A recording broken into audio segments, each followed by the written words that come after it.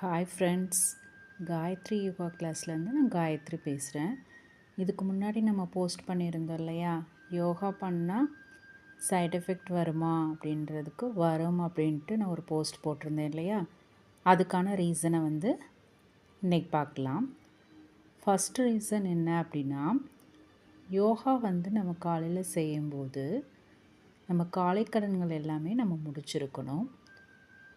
அடுத்த பாயிண்ட் என்ன அப்படின்னா, 200 ml தண்ணி குடிச்சிருக்கணும். இது ரெண்டையும் செஞ்சதுக்கப்புறம் தான் எம்டி ஸ்டமக்கில் நம்ம யோகா செய்யணும். இல்லை நம்ம இடப்பட்ட நேரத்தில் செய்கிறோம் அப்படின்னா, காலையில் டிஃபன் சாப்பிட்டோ இல்லை மதிய லஞ்ச் சாப்பிட்டுட்டோ செய்கிறோம் அப்படின்னா, டிஃபனாக இருந்துச்சுன்னா ஒரு 2 மணி நேரம் கழித்து செய்யலாம். இதே ஹெவியாக லஞ்ச் சாப்பிட்ருந்தோம் அப்படின்னா 3 to 4 மணி நேரம் கழித்து தான் செய்யணும். அப்படி நம்ம சாப்பிட்ட உடனே செஞ்சோம் அப்படின்னா அதனால நம்மளுக்கு சைடு எஃபெக்ட்ஸ் ஏற்படும். அதே மாதிரி யோகா செய்கிறதுக்கு முன்னாடியும் பின்னாடியும் ஒரு அரை மணி நேரம் கேப் விட்டு தான் நம்ம குளிக்கணும். யோகா செஞ்சோடனே குளிக்கக்கூடாது. ஏன் அப்படின்னா, யோகா செய்யும்போது நம்ம உடம்புல வெப்பநிலை வேறுபடும். அதனால் யோகா செஞ்ச உடனேயே குளிக்கக்கூடாது. ஒரு அரை மணி நேரம் கேப் விட்டு தான் குளிக்கணும். இதே காலையில் குளிச்சுட்டு யோகா செய்கிறீங்க அப்படின்னா, அரை மணி நேரம் கேப் விட்டதுக்கப்புறம் தான் நம்ம யோகா செய்யணும்.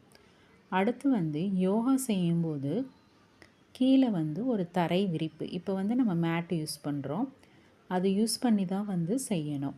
தரையில் எந்த தரை விரிப்புமே விரிக்காமல் நம்ம யோகா செய்யக்கூடாது. அப்படின்னாலும் நம்ம அப்படி செய்யும்போது யோகா நம்ம செய்கிறதுனால ஏற்படக்கூடிய எந்த பெனிஃபிட்டும் நம்மளுக்கு கிடைக்காது.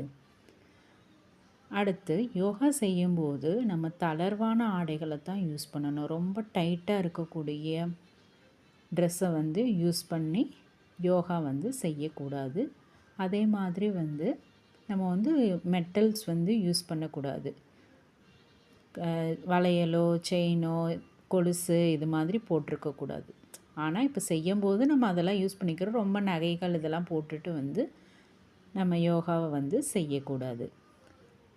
அடுத்து யோகா செய்யும்போது ஒரு யோகா செய்கிறதுக்கும் அடுத்த ஒரு ஆசனா செஞ்சிட்ருக்கோன்னா அடுத்த ஆசனா செய்கிறதுக்கும் ஒரு சின்ன கேப் விட்டு தான் அடுத்ததை நம்ம செய்யணும். ஒரு யோகா ஆசனா செஞ்சுருக்கோம் அப்படின்னா சவாசனம் அப்படின்றது நம்ம